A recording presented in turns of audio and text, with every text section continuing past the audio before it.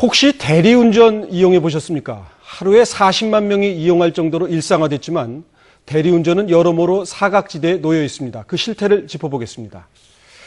이중근 기자, 네. 이 대리기사를 때리는 분들이 꽤 많다고요? 네, 그렇습니다. 대리운전 기사들이 맞이하는 손님들은 항상 술에 취한 취객들입니다. 이렇다 보니 대리기사들은 언제나 폭력에 노출돼 있습니다. 승객과 시비 끝에 승객의 차에 치여 숨진 50살 이모 씨 사건도 수많은 폭행 사건 가운데 하나였습니다.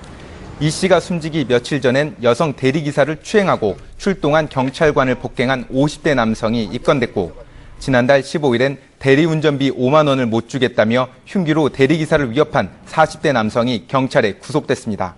대리기사들은 이 같은 폭력이 일상적인 일이라고 말합니다. 제 친구도 한번 그 시계가 벌어져서 그 사람이 흉기를 휘둘렀어요. 저기 그 외곽순환도로에서. 그래서 그 친구는 흉기 찔려서 이만큼 찢어지고. 하지만 손님과 싸우기라도 했다간 업체가 일감을 막아버리기 때문에 참을 수밖에 없는 게 대리기사들의 현실입니다. 이 대리기사들의 순환이 심각하군요. 그런데 이용객 입장에서는 이용객대로 좀 불만이 있을 것 같아요. 좀 불안하기도 하고 말이죠. 네, 그렇습니다. 대리운전을 이용하는 사람들이 얼마나 되는지 정확한 통계는 없습니다. 다만 업체들이 대표적인 업체들의 사용 실적을 종합해 하루 평균 40만 명 정도가 이용하고 있는 것으로 추정하고 있습니다.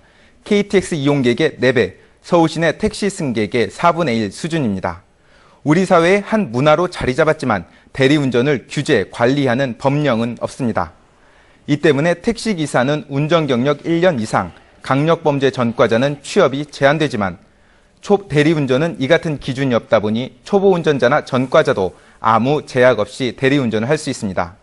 특히 최소한의 안전장치인 보험마저 가입이 의무가 아니다 보니 보험 가입률이 60% 정도에 머물고 있습니다.